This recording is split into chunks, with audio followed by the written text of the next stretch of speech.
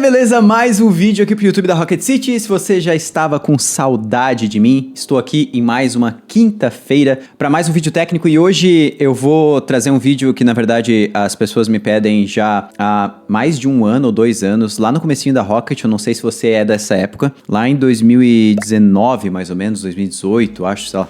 Eu fiz um post, na verdade eu fiz 2 posts, um mostrando como que eu faço a configuração do meu VS Code na época, e outro que era a configuração do meu terminal. Na época ainda eu começava a descobrir algumas coisas, como por exemplo o Drácula, o ZSH ou mais SH, e lá eu configurei o meu terminal com algumas ferramentas e muita gente dali pra frente configurou o terminal baseado no meu. E aí configurou o mesmo tema, a mesma configuração de fontes, as mesmas extensões. Só que esse post ele tá bem desatualizado e desde então as pessoas já perceberam que eu não tô usando mais as mesmas ferramentas que eu usava antigamente aqui hoje dentro do meu terminal. E aí eu resolvi fazer um vídeo atualizado sobre o que eu tô utilizando no meu terminal, qual emulador, qual shell que eu tô usando, a configuração, tema, fonte, tudo isso eu vou te mostrar aqui nesse vídeo. Mas lembrando que talvez algumas dessas opções você não consiga copiar exatamente dependendo do sistema operacional que você tá.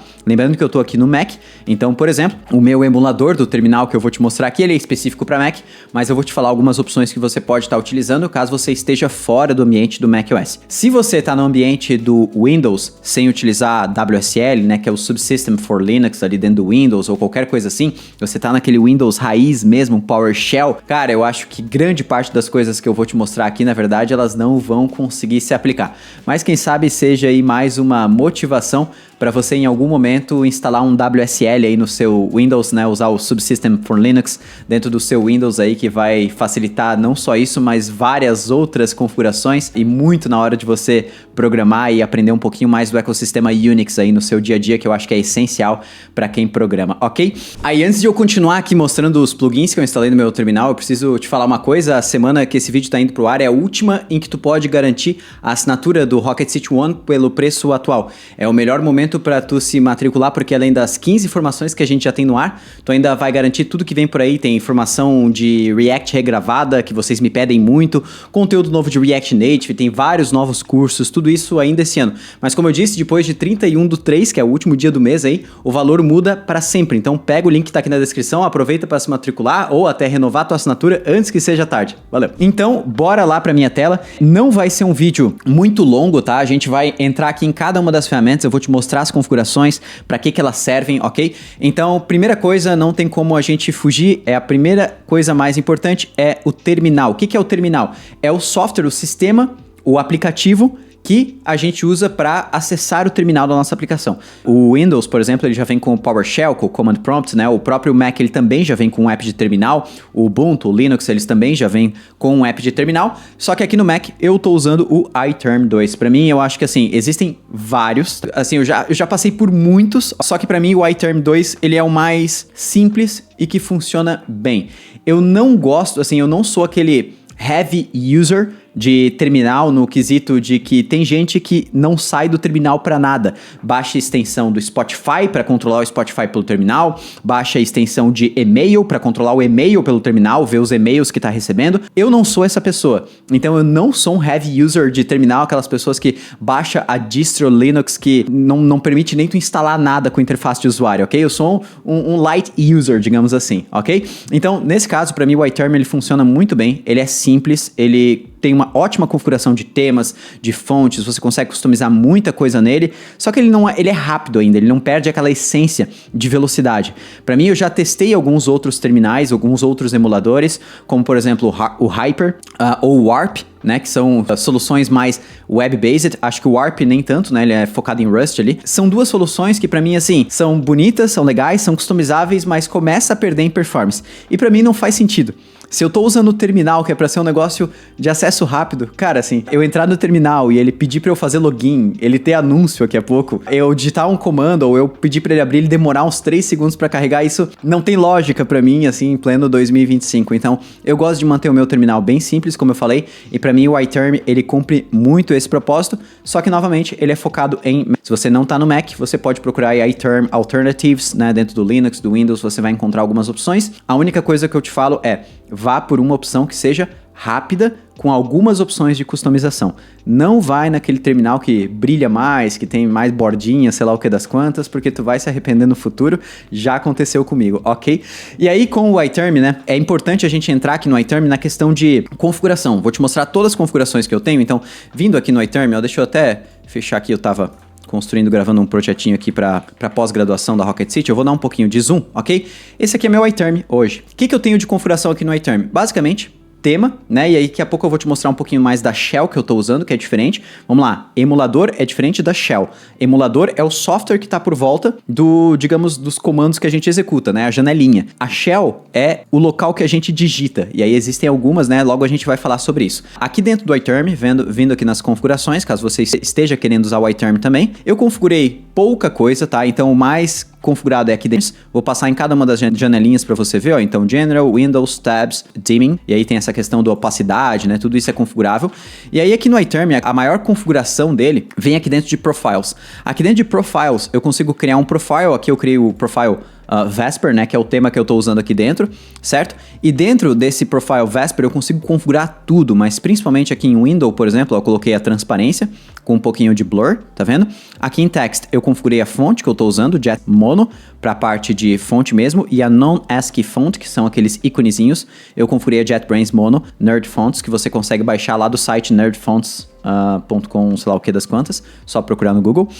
E aí, em Colors, aqui, eu tenho a minha configuração de cores que eu baixei da internet. Da onde que eu baixei essa configuração de cores e como que eu faço para instalar ela, né? Existe um site aqui, ó, que se chama iTerm2 Color Schemes. Aqui dentro você vai encontrar muitas configurações de cores para o iTerm. Tem, por exemplo, Drácula, né, que muitas pessoas gostam, o Drácula Plus, né, o Drácula Pro, digamos assim. Tem várias e várias configurações. Aqui embaixo, por exemplo, tem a Vesper, que é o que eu estou usando.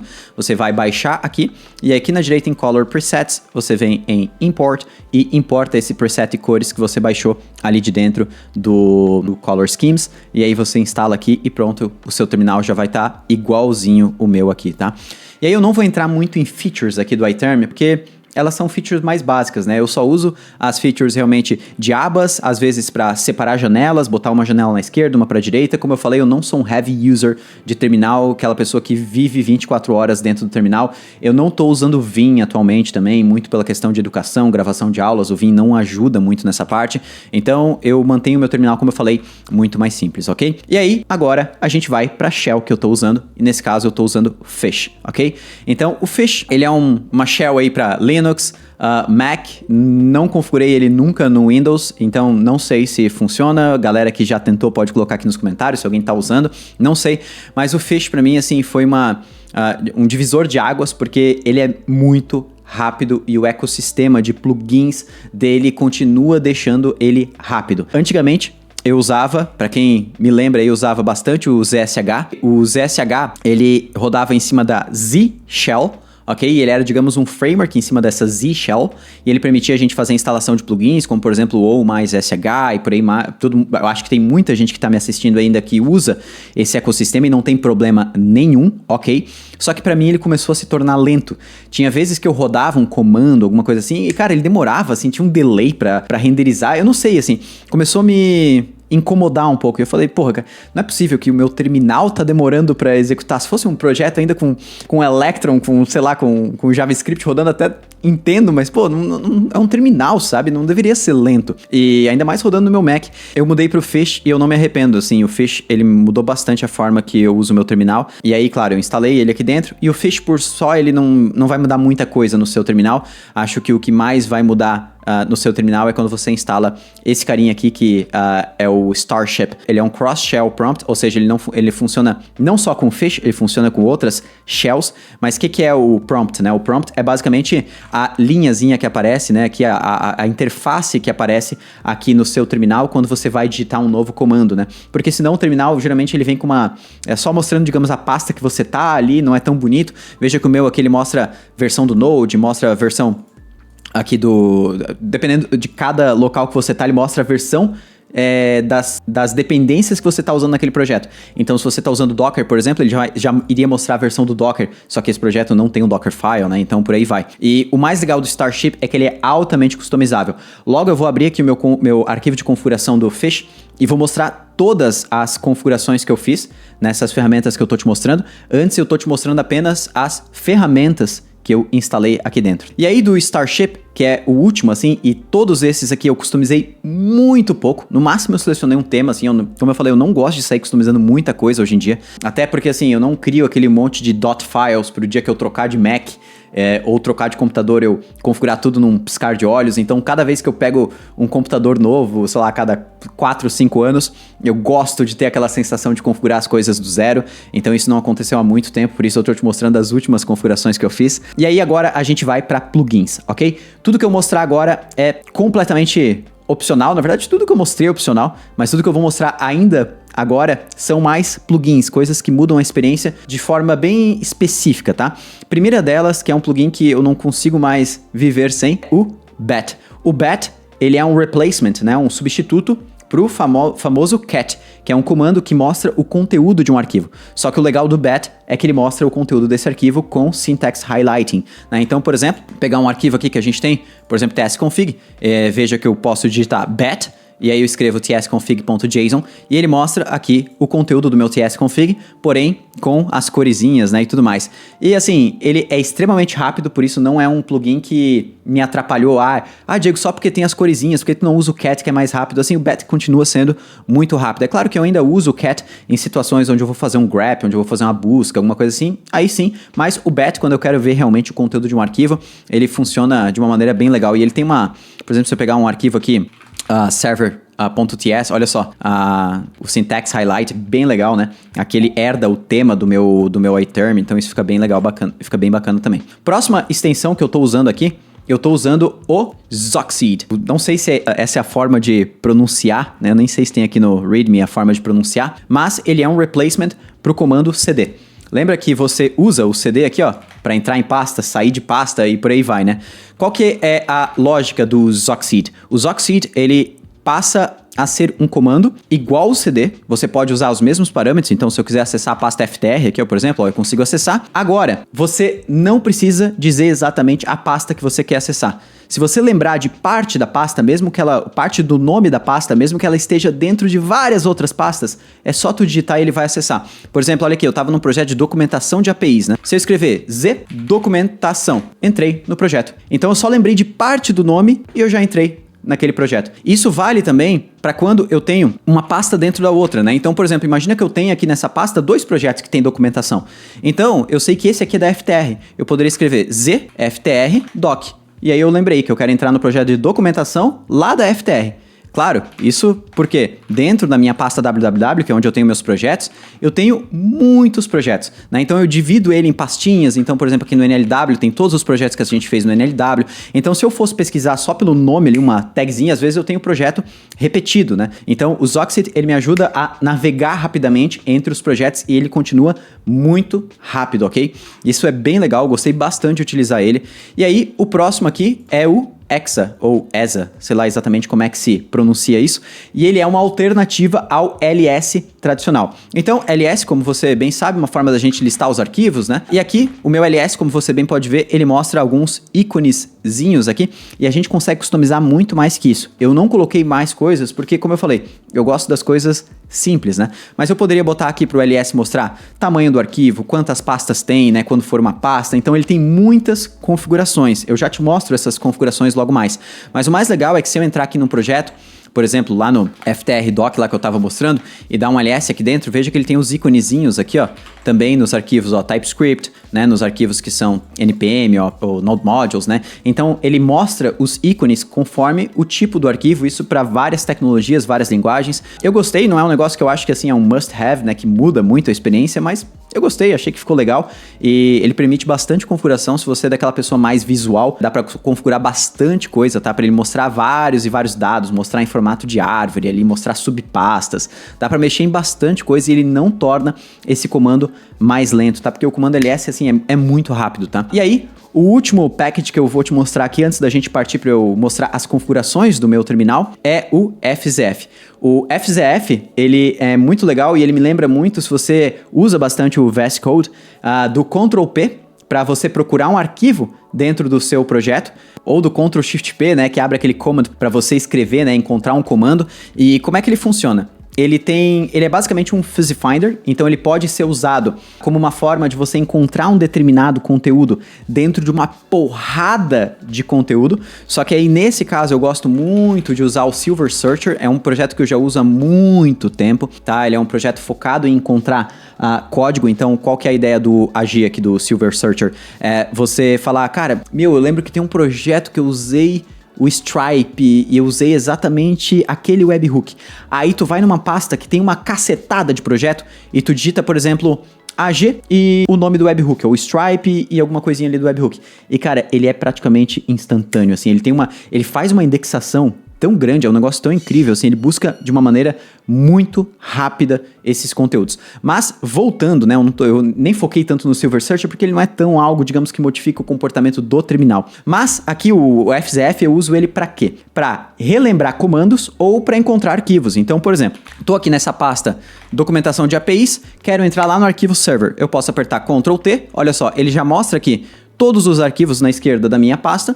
Ó, eu posso ir passando, ele mostra o conteúdo dos arquivos, e lá em cima eu posso fazer uma regex, né? Então, por exemplo, se eu botar aqui create user, ó, boto só a primeira palavra aqui, a primeira letra de cada palavra ali, né? Como ele tem essa ideia de fazer fuzzy, né? O fuzzy é basicamente um método de busca que a gente usa no VS Code também, onde você não precisa digitar a palavra inteira, né? Tu pode digitar trechinhos ali da palavra e ele já encontra esse arquivo, ó. Eu dou um enter, ele já copia o código ali para dentro. Então, se eu quisesse acessar esse código, por exemplo, eu poderia dar um vim, Ctrl T, e aí eu create user host, enter, e pronto, já tô dentro do código aqui, e aí eu posso fazer as modificações. Eu gosto bastante do FZF, mas ele serve também para comandos. Então imagina que 3 meses atrás eu rodei um comando, eu queria lembrar esse comando, não lembro, aperto Ctrl R, e aí ele lista aqui para mim todos os comandos que eu executei. E aí se eu tentar executar um comando bem antigo, lembrar que um ffmpeg que eu tenha rodado, eu lembro que o ffmpeg aqui eu tava rodando com o codec AV1, olha ali, ele já mostrou todos os comandos que eu rodei antigamente, ó,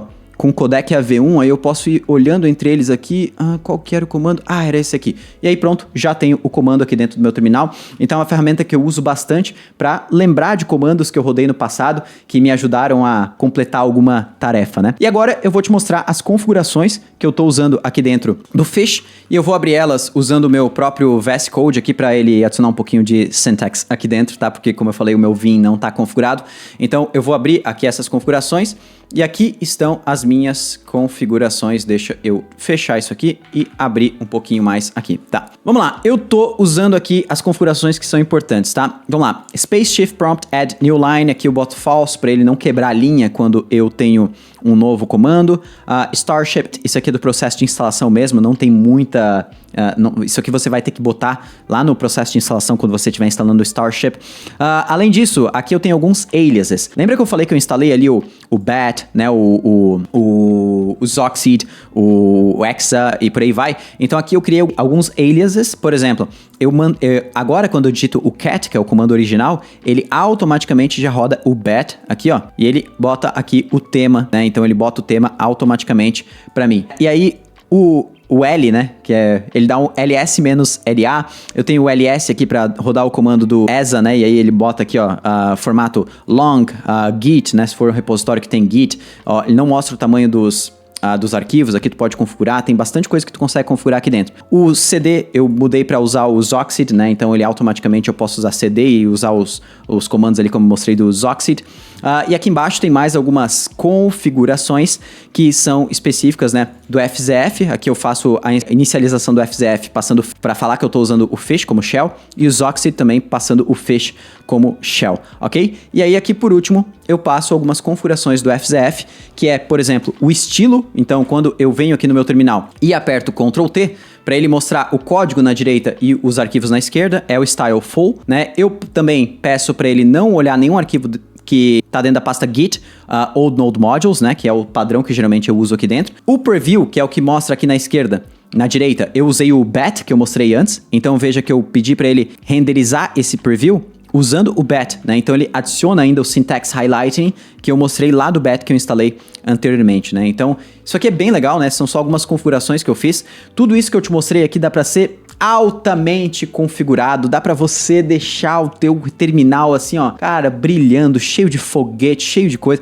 Mas assim, eu acho que o melhor é você manter simples o seu terminal, mas você pode ir pela onda que você quiser. Essas aqui foram as minhas configurações do terminal. Se você tem algum plugin que você usa para o Fish, alguma ferramenta que você acha incrível no seu terminal, algum tema que você está utilizando diferente aí que você está achando incrível, coloca aqui nos comentários, porque eu quero, quem sabe, utilizar isso no meu terminal, usar isso no meu ambiente e trazer aqui num próximo vídeo. E quem sabe todo mundo que está aqui pode ir no comentário aqui e ver os comentários da galera e a gente se ajudar a montar aí um setup de terminal mais legal, então vai aqui e deixa a sua sugestão. Eu vou ficando por aqui, a gente se vê quinta-feira que vem no próximo vídeo técnico, voltando a codar um pouco aqui no canal. Valeu, galera, até mais.